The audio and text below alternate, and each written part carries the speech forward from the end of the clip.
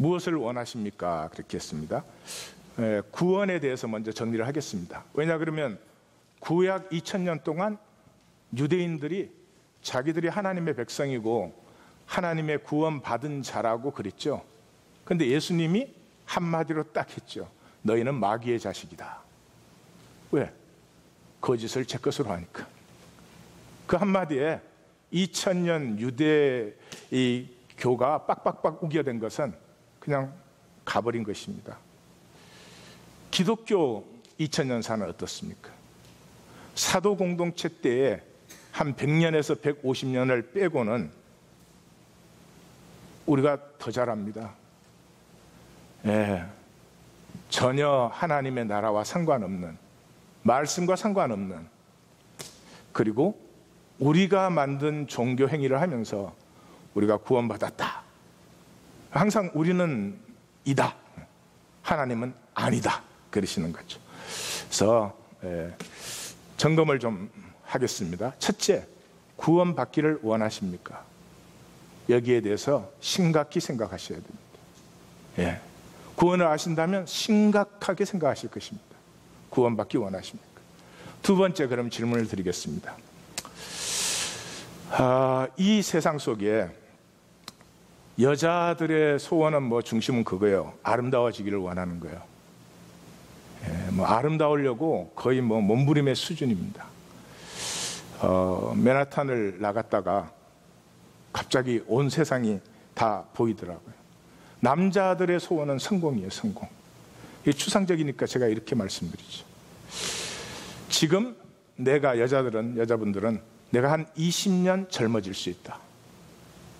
20년 전에 나로 돌아가는데 그때보다 훨씬 더 예뻐진다.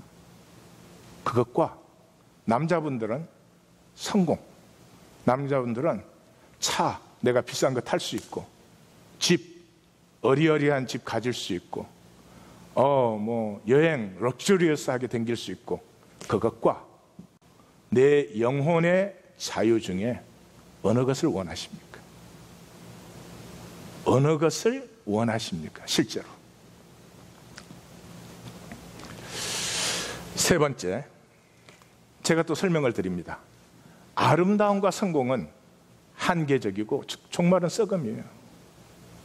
아무리 좋은 차 타시고 좋은 집에 사셔도 죽을 땐 똑같아요. 나보다 싼 차 탄 사람보다 스타일 있게 죽느냐? 전혀 아니에요. 죽을 때 이쁘고 안 이쁘고 자체가 우리 인간이 만든 허상이지만 하여튼 나보다 안 이쁜 사람보다 나는 더 평안하게 죽는다, 그런 거 없어요. 거짓같이에요. 제가 말씀을 드렸습니다. 그래도 우리가 무엇을 원합니까? 내가 하나님을 믿는 것은 내 원함과 연결되어 있습니다. 내 원함을 위해서 하나님을 믿는 것입니다. 내가 하나님 믿어서 내 원하는 것이 오히려 내게서 멀어진다. 그러면 하나님 안 믿죠. 그러니까 그 신앙의 이유는 영혼의 자유이십니까? 아니면 사실은 말은 그렇게 안 하지만 이 세상에서의 사람들의 인정과 대접을 위한 것입니까? 물론 우리는 이렇게 또 타협을 합니다. 영혼의 자유가 귀한 것을 알죠. 그러니까 지금은 현실적으로 살지만 언젠가는 영혼의 자유를 그렇게 하죠. 그 언젠가는 결코 오지도 않으며 그 언젠가는 죽을 때까지 우리의 논리가 되는 것이죠. 두말할 것도 없이 진정한 구원은 여자가 아름다워지거나 남자가 성공을 하거나 그런 것이 전혀 아닙니다. 영혼의 자유입니다. 영혼의 자유란 말이 무슨 말이에요? 낯설죠? 그런 구원을 생각하지 않았고 그런 구원을 찾지 않았기 때문에 제가 영혼의 자유 그러면 굉장히 낯설게 느껴요. 영혼의 자유는 이런 것입니다. 사랑하는 것입니다. 자유하시면 압니다. 미워할 이유라는 건 눈꼽만큼도 없습니다. 무슨 이유였어도 미워할 이유라는 것은 존재할 수 없습니다. 사랑하는 것입니다. 함께 하는 것입니다. 너보다 잘나야 될 이유가 하나도 없습니다. 그런데 너보다 잘나지 못할까 봐 엄청 두려워합니다. 말 한마디를 해도 내가 더 잘나야 되는 것이죠. 그러면 이제 다시 묻습니다. 구원은 영혼의 자유입니다. 우리가 원하는 것과 사실은 거리가 먼, 어쩌면 반대인지도 몰라요. 그래도 구원받기 원하십니까? 기억하십시오. 세상적인 성공과 영혼의 자유는 상호 배타적입니다. 내 중심에 두 가지를 둘 수가 없습니다.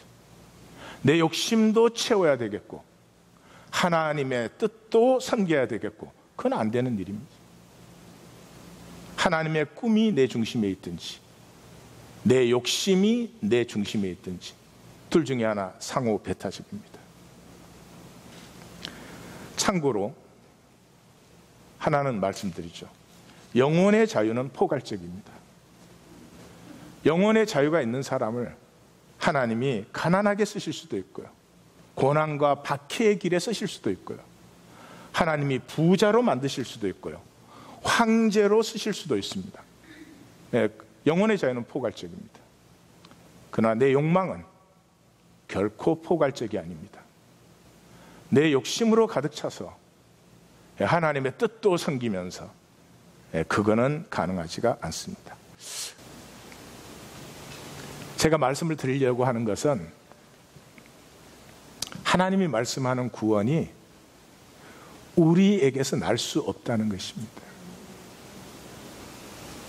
오직 은혜인데 기독교는 이 은혜라는 말을 공짜라는 말로 바꿨어요.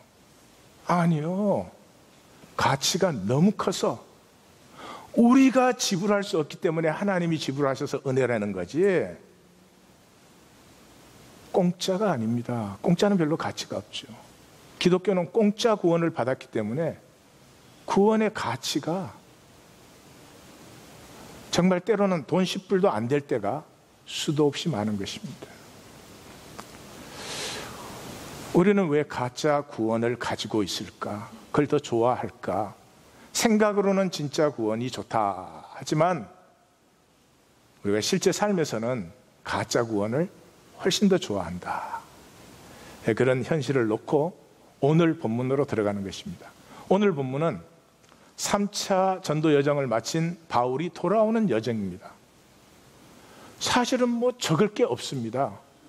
두로에 들러서 성도들을 잠깐 만나고 가이사랴에서도 성도들을 만나서 인사했고, 그리고 예루살렘에 와서 체포되었다. 그러면 끝날 말이에요. 이것을 누가는 26절에 걸쳐서 굉장히 길고 장황하게 적고 있습니다. 기독교 2000년사에 이 본문으로 설교한 적은 아마 없을 것이라고 생각됩니다. 왜냐하면 기독교의 설교 본문이 아닙니다. 기독교 설교 본문은 보십시오, 이렇게 고백합니다, 이런 은혜가 있습니다, 이런 역사가 있습니다, 이래야 되는데, 이게 뭐 이렇게 여기저기 거쳐가지고 와서 사람 만나고 또 여기저기 거쳐가지고 예루살렘 도착했다, 이게 뭐 할 말이 없는 말이죠. 종교적으로는 갖다 붙일 말씀이 없는. 그러나 말씀을 만나는 사람들이라면 누가가 정말로 중요한 얘기를, 이 여정을 이렇게 자세히 기록하는 이유는 여기에 역사의 진짜 대안이, 로마 제국이 100배 더 발전하면 사람들이 다 잘 살게 되는 것이 아니라 정말 역사의 실제적인 대안이 여기 일어나 있다. 여기 곳곳에 피어난 하나님의 사람들을 보라. 그 자유와 사랑과 그들의 기쁨을 보라. 로마 제국의 억만배라도 줄 수 없는 이것을 보라. 누가는 우리에게 그렇게 말하고 있는 것입니다. 맨 먼저 두로에서, 바다로라고 하는 항구에서 배를 탔습니다. 여러 항구를 거쳤죠. 그 당시는 전기 여객선이라는 게 없습니다. 그러니까 이 항구에서 짐 실어서 다음 항구 내려주고 이렇게 하다가, 바다로라는 항구는 에게해와 지중해가 만나는 코너에 있습니다. 거기에서 베니게로 가는 선박을 만났습니다. 그래서 그 배를 탔습니다.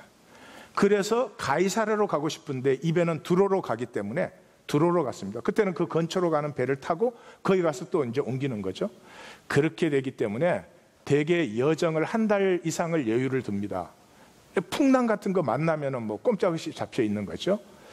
그랬는데 본문을 읽어보시면 바다로에서 출항을 딱 했는데 구브로를 왼편으로 바라보면서 두로에 도착했다 이렇게 딱 적고 있습니다.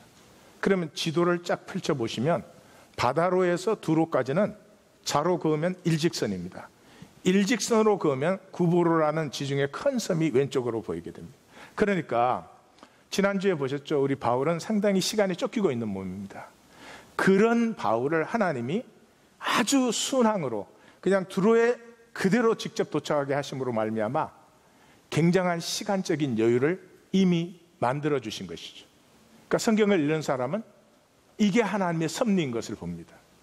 하나님의 섭리입니다. 만약에 그런 여유가 없었더라면 뭐 배를 구브로 가는 배를 만나가지고 구브로에 내렸다가 또 갈아타야 되고 그러다 풍랑이 좀 있어가지고 며칠 지연되고 그랬으면 상륙하자마자 예루살렘으로 올라가야 됐을 것입니다. 그런데 하나님께서 이 바쁜 발걸음에도 순항을 딱 하게 하심으로 시간의 여유를 딱 주심으로 처음에 두로에 도착해서 두로에서 제자들을 만났다 이렇게 되어 있습니다. 그러니까 이 11장 19절에서 우리는 벌써 알죠? 스데반의 환난으로 믿는 자들이 핍박을 피해서 흩어질 때 베니게와 구브로와 안디옥으로 흩어졌다 이렇게 되어 있습니다. 그러니까 두로는 베니게 도시, 페니키아의 도시니까 지금 이 사람들은 스데반의 박해 때 피난 온 사람들입니다. 그럼 스데반의 박해 주동자가 누구였습니까? 사울이었습니다. 이 사람들은 직접 만난 적이 없는 사람들입니다. 드디어 직접 만나는 것입니다.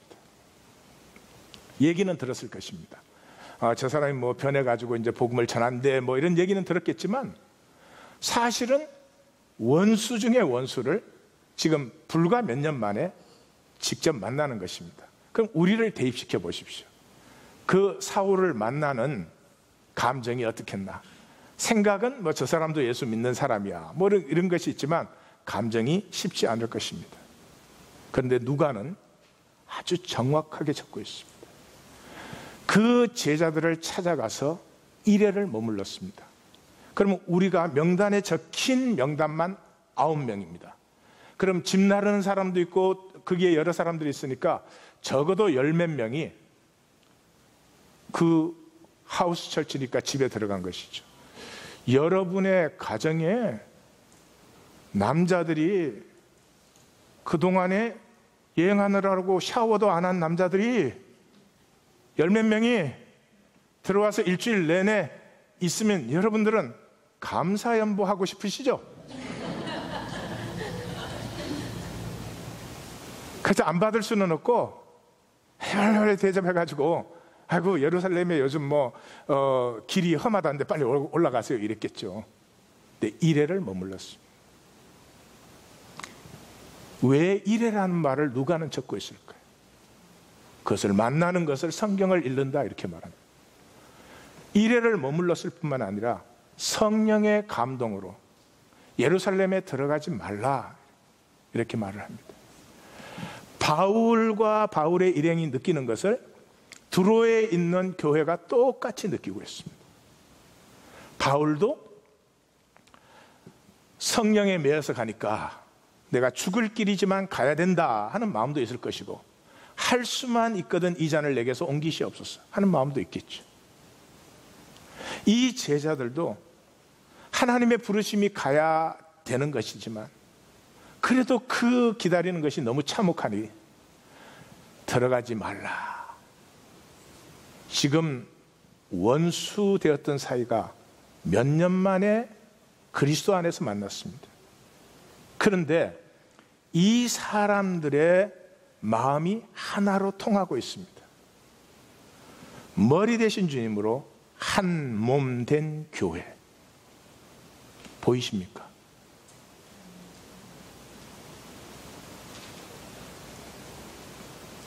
보이셔야 됩니다.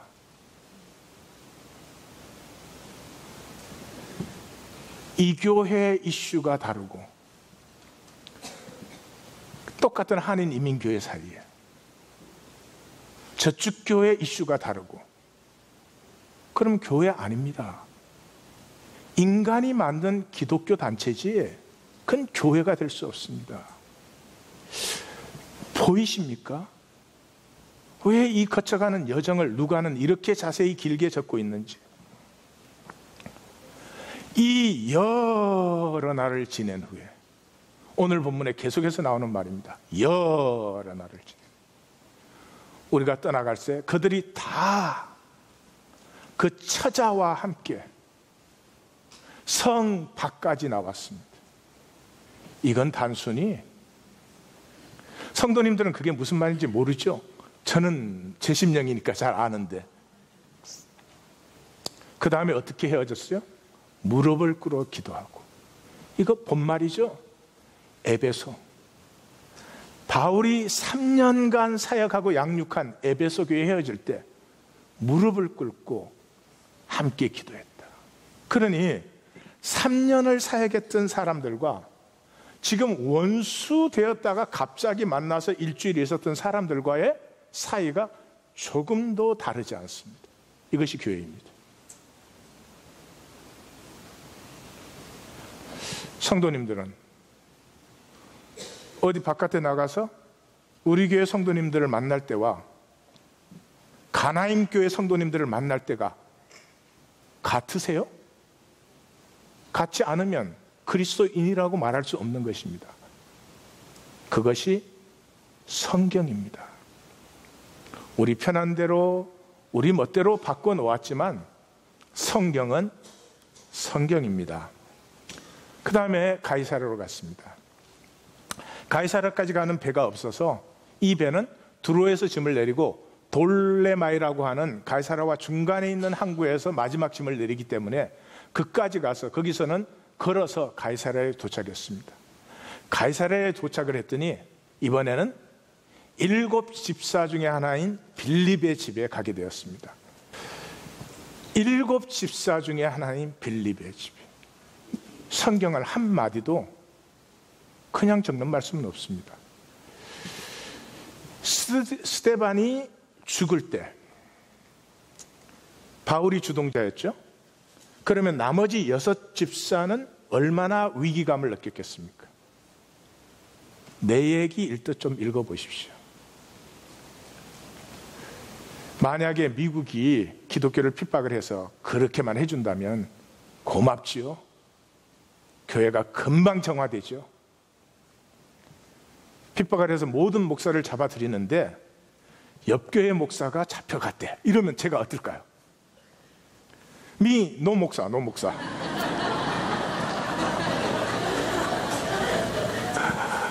막 우리 거기 장로님 보고 히 목사.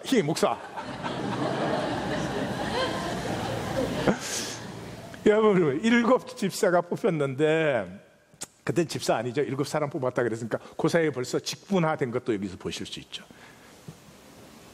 빌립이 얼마나 긴장감을 느꼈겠어요. 그 원수를 다시 만나는 것이죠. 그런데 글로 갔더니 딸 넷이 처녀로 예언하는 자다. 이 무슨 말이에요? 사도 공동체 성도님들은 주님의 재림에 대해서 오늘 내일로 정말 기대를 했습니다. 그것이 신앙입니다. 성도님들은 주님을 언제 만나십니까? 우리의 자아는 그러죠. 다른 사람 다 주님 만나도 난 절대로 안 만난다. 영원히 살아있을 걸로 우리의 자아가 속입니다. 팩트는 알죠. 사람 다 죽는다. 팩트와 내 자아는 전혀 상관없어요.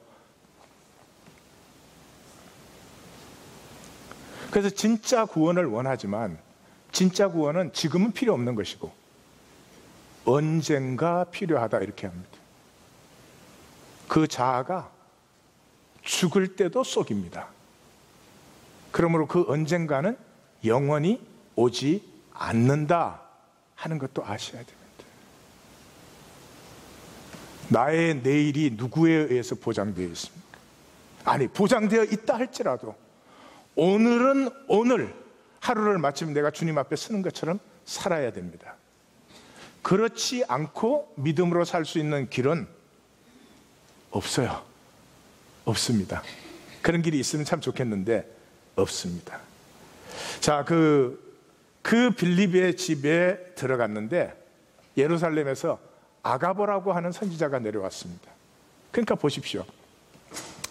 바울이 가이사랴에 도착했는데 예루살렘에서 기도하고 묵상하는 아가보가 바울의 아픔을 같이 느끼는 것입니다.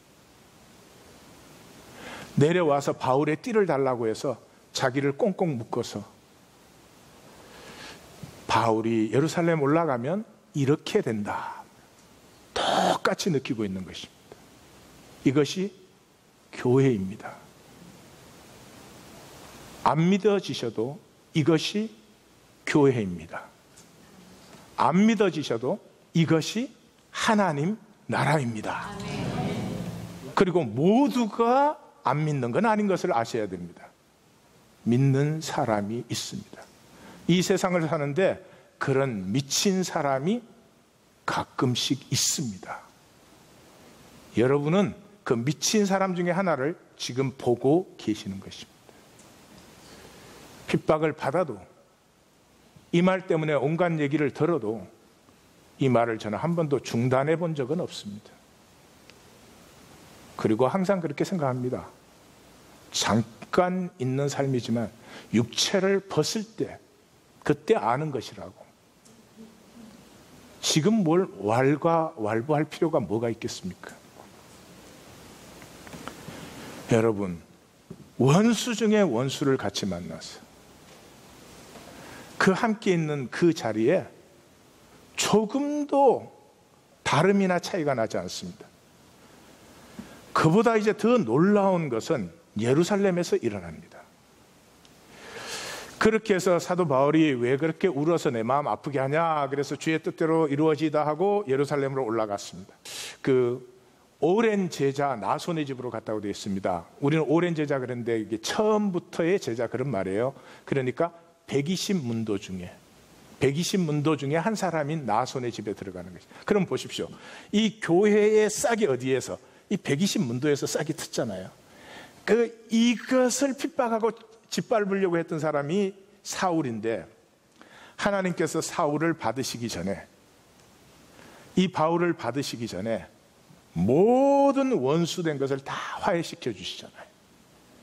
그 순풍이 불어서 시간에 여유가 생기게 하셔서 자기 때문에 베니게로 쫓겨갔던 사람들, 자기 때문에 예루살렘에서 순교당했던 사람들, 모든 것과 화해되게 하시잖아요. 그게 복이고 생명이에요. 욕심 부리고 단절되고 가려지고 파괴된 관계 남겨두고 떼돈을 가진들, 그게 어때 복된 삶이라고 할 수 있겠어요. 그렇게 해서 이제 예루살렘에 올라갔어요. 이 예루살렘에 올라갔더니 예루살렘에는 수만 명이 이미 예수님을 믿고 있는데 율법에 다 열성을 가진 자다, 이렇게 나와요. 성도님들 여기 제일 어려워하시더라고요. 어려운 일이 아니죠. 여러분, 예루살렘은 사내들인이 거기 있잖아요. 그런데 교회가 율법을 만약에 지키지 않으면, 폐하면 사내들인이 두말할 것도 없이 가만두지를 않죠. 그러니까 사도들은 이미 순교했거나 전부 바깥으로 흩어졌고, 이제 예루살렘 교회의 수장은 주님의 형제인 야고보가 여기에 리더가 되어 있습니다. 사도행전 읽으신 분은 12장부터 베드로가 옥에서 나와가지고 피신해 갈 때 뭐라고 그럽니까? 내가 풀려나와서 간다는 얘기를 야고보와 형제들에게 해다오, 이러잖아요. 그러니까 야고보가 이미 12장에 벌써 예루살렘 교회의 리더가 되어 있는 것을 알 수 있죠. 그런데 그 요세푸스의 역사 기록에 이게 나옵니다.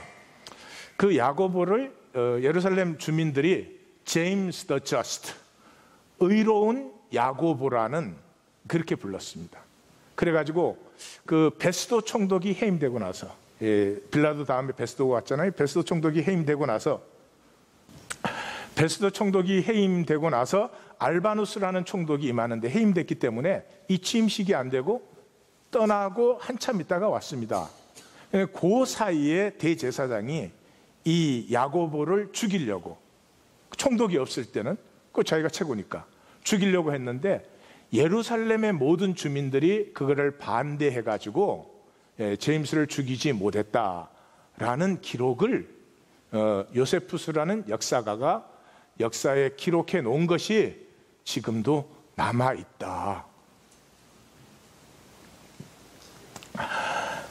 그러니까 제가 드리고 싶은 말씀 뭐예요? 사도 바울은 자기가 복음을 전하는 지역에 종교 끝났다. 율법의 행위, 종교적 행위 하는 거 끝났어. 그리고 사도 바울이 세운 교회들은 다 뭐죠?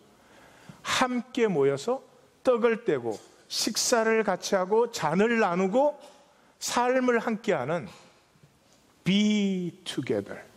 그 예수님이 하신 거죠. 예수님이 12를 택하사 자기와 함께 있게 하시고, 우리 인간의 유일한 문제는 그거 하나밖에 없어요. We don't know how to be together.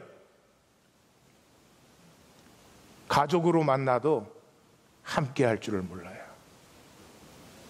함께 할 줄 알게 될 때 이 지구에는 인간의 나라가 끝나고 하나님의 나라가 출발되는 것입니다.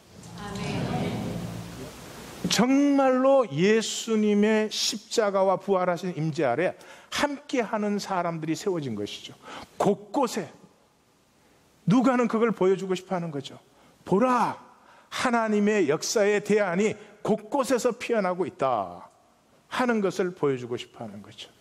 그런데 그 대안이 사도 바울이 전거해서 세워진 교회들과 예루살렘 교회는 어떤 의미에서 정반대예요. 지금 기독교는 어때요? 보수 교회가 자유주의 교회 만나면 뭐라 그래요? 색깔은 다르지만 사랑하는 형제 이럴까요? 저 꼴통들 이럴까요? 못 봐줘요, 못 봐줘. 진보는 보수를 못 봐줘. 눈이 나쁜가 봐. 보수는 또 진보를 잡아 죽여야 돼. 그건 교회가 아닙니다, 여러분.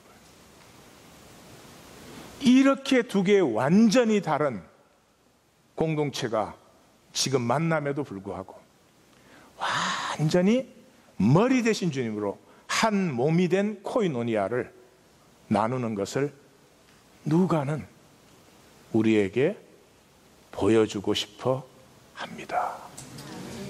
볼 수 있으시기를, 보는 복이 있으시기를 주님의 이름으로 축원합니다. 자, 이것이 구원입니다. 구원은 그리스도를 주님으로 영접한 사람은 그때부터 더 이상 내가 얼마나 잘났냐, 내가 얼마나 성공하느냐, 내가 얼마나 남보다 더 가지느냐, 그런 썩어진 허무에 굴복하고 썩어짐의 종로로 가는 삶을 살지 않습니다. 생명이 피어나는, 지금 두로와 가이사라와 예루살렘에서 만나는 공동체를 보십시오. 아무리 달라도, 아무리 원수되었던 관계에도 서로가 만나면 서로의 가슴이 그대로 통하고 있습니다. 여러분, 결혼하신 성도님들은 제 질문 드리십시다. 뭘 원하십니까? 남편이, 자식이 내 가슴의 아픔, 내가 느끼듯이 느껴주며, 은과 금이 왜 필요합니까?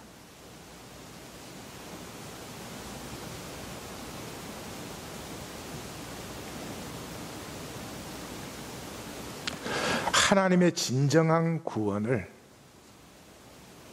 우리는 찾으면 하나님은 주시는데 왜 우리는 그것을 찾지 않고 다른 것을 구하는 것일까?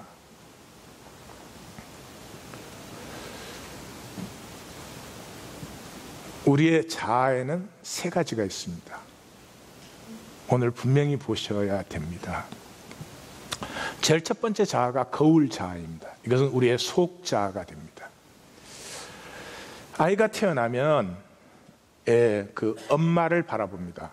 그 엄마가 자기를 보고 웃어주면 자기가 굉장히 귀한 존재라고 느껴요. 엄마가 자기를 보고 신경질을 빡빡 부리면 나는 쓸데없는 존재라고 느끼는 거죠.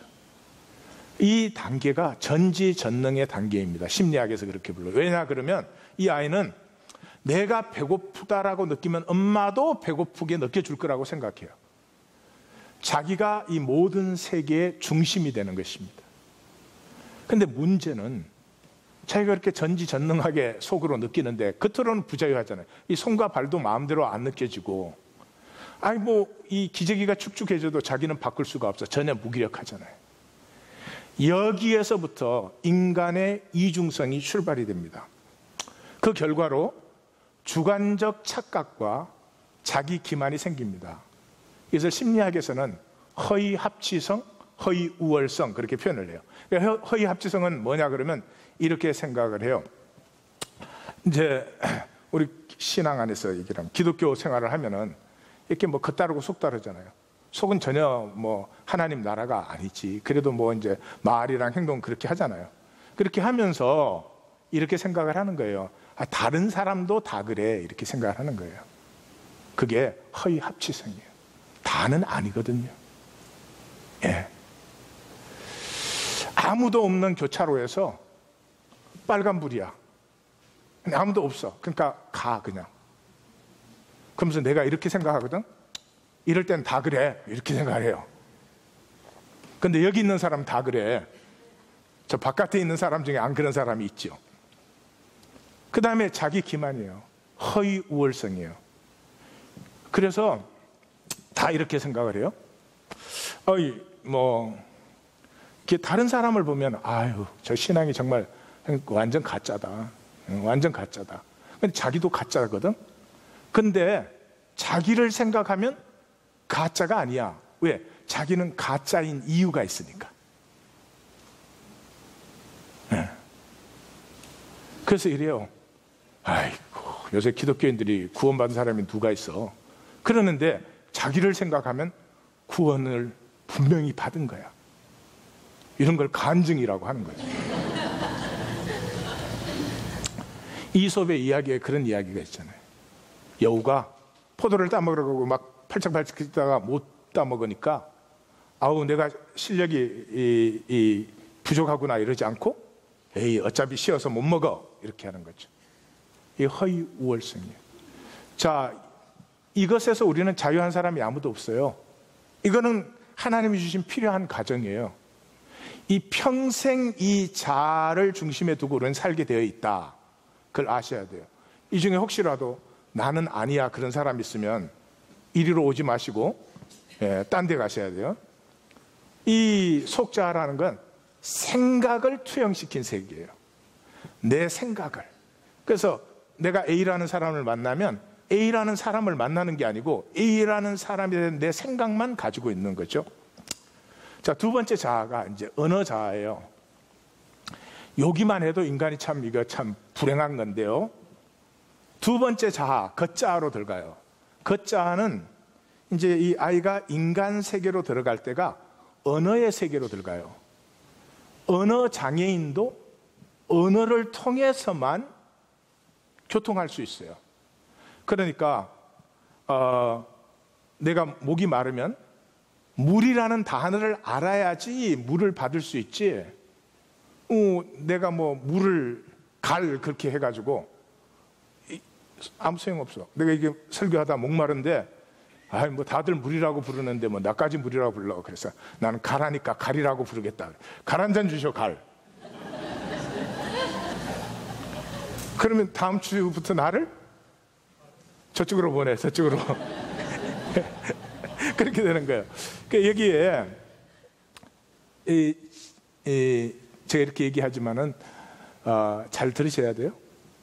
언어의 세계로 들어간다는 건 나에게 아무런 선택성이 없어요. 단어도 주어져 있고 문법도 주어져 있고 상징성도 다 정해져 있어요. 그리로 들어가는 거예요. 그래서 우리는 이런 착각을 해요. 내가 내 마음대로 언어를 사용하는 줄 알아요. 천만의 말씀입니다. 언어의 권세 아래서만 내가 표현되어져요. 내가 언어를 사용하는 게 아니라 언어가 나를 강요하는 세계 속에 살고 있어요. 여러분 그런 느낌을 많이 가지셨을 텐데, 속이 막 터지는데 막상 어떻게 말을 하려니까 말이 안 나와. 왜냐 그러면 나하고 언어의 세계의 차이 때문에. 특별히 부부 싸움 할 때 좀 No? 자, 그런데 거기에서 끝나는 게 아니고, 아이가 물이 먹고 싶어요. 그러면 엄마한테 내가 목이 마르다고 전달해서 엄마가 나한테 물을 줘야 되잖아요. 이 과정에서 타인의 인정이 나에게 필요하죠. 그래서 엄마가 나를 좋아하고 하면 목말라 그러면 얼른 주겠죠. 근데 엄마가 안 그러면 좀 기다려, 지금 엄마 바쁘잖아, 이럴 수도 있겠죠. 그러니까 엄마에게 인정을 받아야지 내게 채워지니까, 엄마에게 나를 허용받으려면 엄마의 욕망을 내가 채워줘야 돼. 엄마가 지금 바쁜 것 같으면 내가 지금 말하지 않는 게 좋아. 지금 말하면 물이 아니고 따기가 올 가능성이 많아. 그래서 타인의 욕망을 수용해야 돼요. 그러면 이 세상에 언어의 권세 아래 내가 나를 맞춰줘야 돼. 그 다음에 타인의 욕망에 나를 맞춰줘야 돼. 인생이 즐거울까요? 괴로울까요? 즐거울까요? 괴로울까요? 괴롭습니다. 성경은 이걸 저주라고 부릅니다. 그러니까 도대체 어떤 삶에서 어떤 삶으로 내가 변화돼야 되는지를 모르면 막연히 생각을 해가지고는 무슨 왜 거듭나야 되는지, 그냥 이론상 거듭나면 좋은 것 같지만 지금은 나에게 하나도 필요 없는 얘기가 되고 만다, 이 말이죠. 자, 우리 거울자, 그 다음에 언어자, 이 두 개만 있어도 우리가 이제 참 처절한 종로로서 들어가는데, 세 번째 자아가 있어요. 생물자아가 있어요. 이게 이제 더 문제예요. 이것은 거울자나 언어자아가 생기기 전에, 그 전부터 존재하는, 엄마하고 관계 이전에 이미 내 속에 들어있는 것이죠. 그게 뭐냐 그러면, 우리의 DNA 속에 craving for more, 어떠한 만족을 가져도 만족이 되는 순간에 참 좋다, 이걸 누리는 게 아니고 만족이 딱 되는 순간에 더 다른 만족을 또 구하게 돼 있어요. 그게 생물학적으로. 그러니까 예를 들면 이래요. 우리 집에 이제 밤에 이렇게 차를 이렇게 파킹 시키잖아요. 그럼 막 토끼들이 놀라갖고 도망을 댕겨요. 깜짝 놀라가지고. 그 토끼들이, 제가 그 토끼를 한 번도 잡아먹은 적이 없어요. 믿어주세요. 그런데도 그것들이 막 깜짝 놀라갖고 막 도망을 댕겨요. 그 이유는 뭐냐 그러면, 그러잖아요. 토끼가 풀을 한번 맛있게 뜯어 먹었어. 그럼 막 너무너무 만족감이 오는 거야. 그래가지고 막 감사연보 드리고 막 한 3일 동안은 꼼짝 안 해. 다른 풀 뜯을 생각도 안 하고 막 위험이 닥쳐도 가만히 있어. 그러면 그 토끼 종은 살아남을까요? 없어질까요? 없어지지. 그러니까 이제까지 살아남은 모든 종들 속에는 절대로 만족하면 없어지는 거예요. 그래서 만족하고 싶어서 하는데, 만족하는 순간에 불만족이 동시에 생겨나는 거죠. 자, 그럼 그 삶을 사시겠어요? 끝내시겠어요? 사시겠어요? 끝내시겠어요? 이거를 결정하시라는 거예요. 이거를 결정하셔야 됩니다. 예수 믿네 안 믿네 교리 갖고 왔다 갔다 백날 하셔야 아무 소용이 없고, 이 점에 대해서 이 모든 본질적인 면을 딱 아는 이 자리에서 계속 이 삶을 살아갈 것인지, 이것에서 자유한 삶을 선택할 것인지, 그 선택이 우리 중심에 없는 한 교회 다니시는 것은 종교 생활로 끝나지 하나님의 나라를 누리는 생명의 삶으로 전환될 수가 없다 하는 것이에요. 자, 그 우리의 삶을 이제 정리하겠습니다.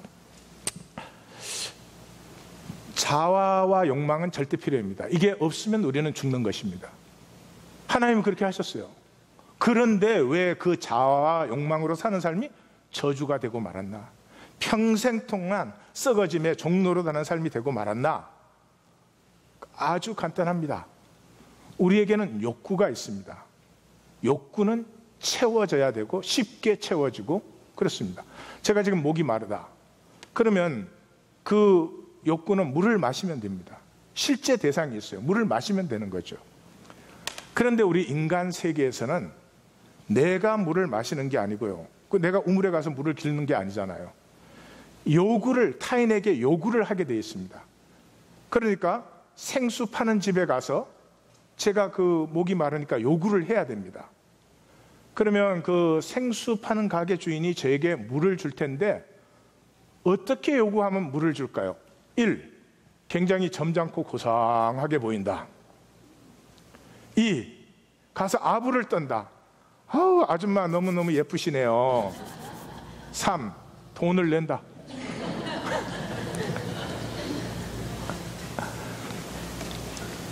여러분들 웃으시죠? 자본주의라는 것은 이 욕구를 채우기 위해서 타인에게 요구를 해야 되는데 이 요구를 전부 돈으로 바꿔놓은 것이 자본주의입니다. 얼마나 삶을 천박하게 만들고 얼마나 삶을 메마르게 만들고 부부 관계까지도 돈 관계로 바꿔나갔는지. 근데 인류는 그것을 좋아합니다. 왜요? 돈만 있으면 신경 쓸 거 없거든요.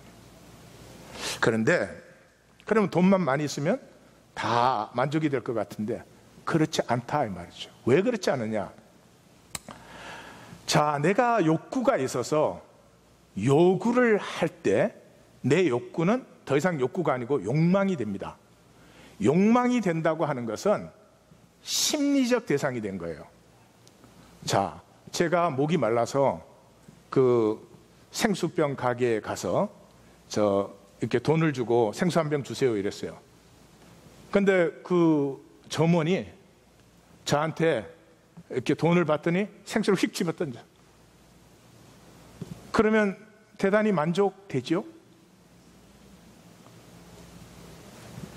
다시 말해서 제가 요구를 해서 받을 때 단순히 물만을 받는 게 아니라 그 속에는 나라고 하는 존재가 존중받고 싶은 심리적 욕망이 그게 같이 하는 것이다. 무슨 말인지 아시죠? 그러면 여기에 이런 일이 일어나는 것입니다. 우리의 욕망은 그냥 욕망이 되는 것이 아니고 욕망이 환상화됩니다. 기만이 아니고 망상이 아니에요. 가짜라는 말이 아니에요. 단순히 욕망이 채워지는 것이 아니라 그 욕망을 통해서 나라는 존재 자체가 사랑을 받고 싶은 것이에요. 그런데 자본주의는 이 환상 충족을 돈으로 하게 만들었어요. 근데 실제로 내가 존중받고 싶은 것은 물 한 병을 받는 것이 아니고 나라는 존재가 존중을 받고 싶은 거죠. 그러니까 여기에 괴리가 이제 발생하는 것입니다. 근데 이렇게 한번 생각해 보십시오. 그러면 내가 그 점원에게 아주 점잖하고 아주 인격적이고 그렇게 이렇게 잘 보였어요. 그러면 그 점원도 저에게 물을 아주 점잖하게 주겠죠. 그런데 단순히 내 욕구가 채워지는 것이 아니라 나라는 존재가 채워지는 환상이 거기에 같이 들어온다는 말이죠.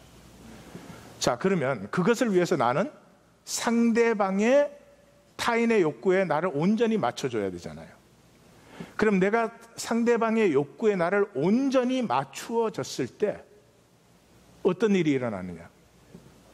상대방이 나를 온전히 존중해주는 존중을 받는 게 아니고 타인의 욕구에 나를 완전히 맞춰주는 그 순간이 진짜 나는 완전히 소멸되는 시간이죠.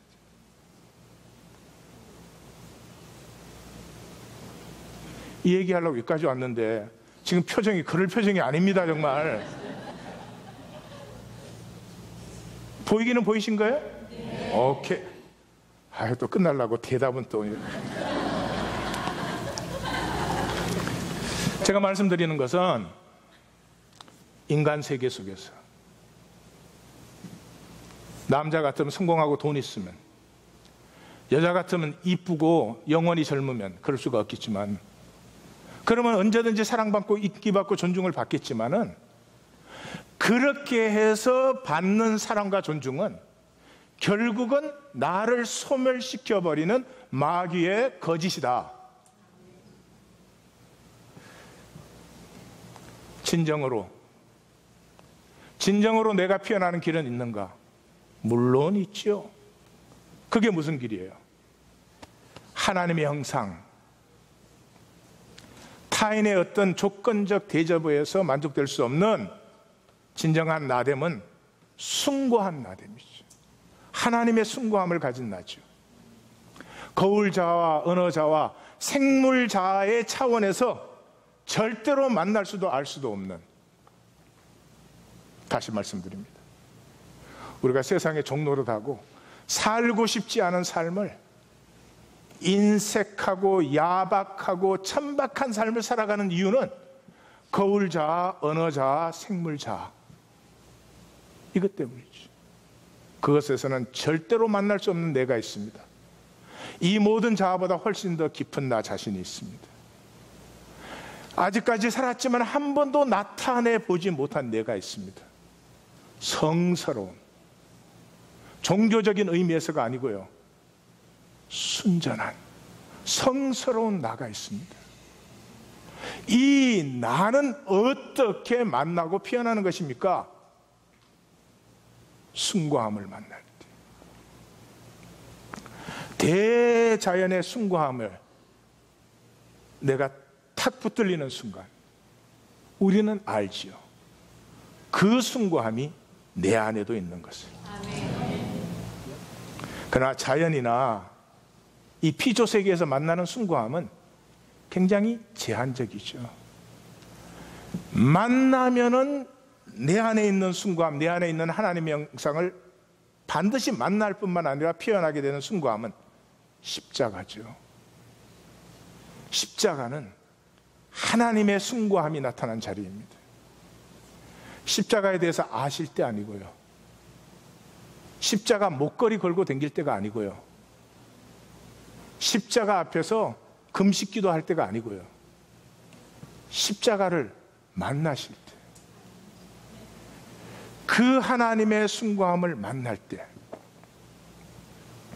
어떤 일이 일어납니까? 지난주에 제가 소금 인형 얘기를 해드렸죠.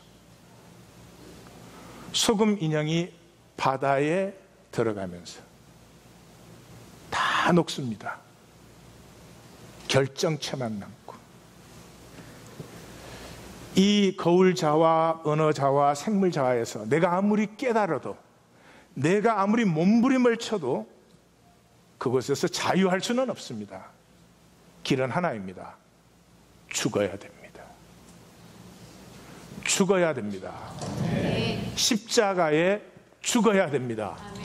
노력으로 믿으려고 애썼으니까 잘 아실 것입니다. 애를 쓰고 안타까운데 안 믿어지시잖아요. 이 기독교는 구조상으로 불신적이게 되어 있습니다. 그렇게 믿어지는 것이 아닙니다.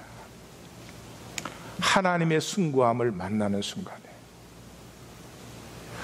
내 안에 있는 숭고함이 그것임을 압니다. 그 자리에서 내 자아가 만들던 나는 죽어버립니다. 그 뿌리가 잘려버립니다. 현저하게 기력을 상실해 버립니다. 자아로 사는 삶이, 자아로 하는 생각이 뜨악해집니다. 그리고 지나간 삶을 돌이켜보면 분명히 내가 살았는데 내가 그렇게 산 것 같지가 않아요. 그렇게 살았을 리가 없어요. 그런 생각을, 그런 욕심을, 그런 천박한, 내가 꿈을 꿨는지는 모르겠지만 결코 산 것 같지가 않습니다. 바로 그 자리가 십자가를 만난다는 것이, 여러분 무엇을 만나는 것입니까? 말씀입니다. 이 66권은 딱 십자가 하나의 정점이 있습니다. 이것의 초점이 십자가입니다. 십자가 전에서 교회 교인 수로 늘리는 것이 아닙니다.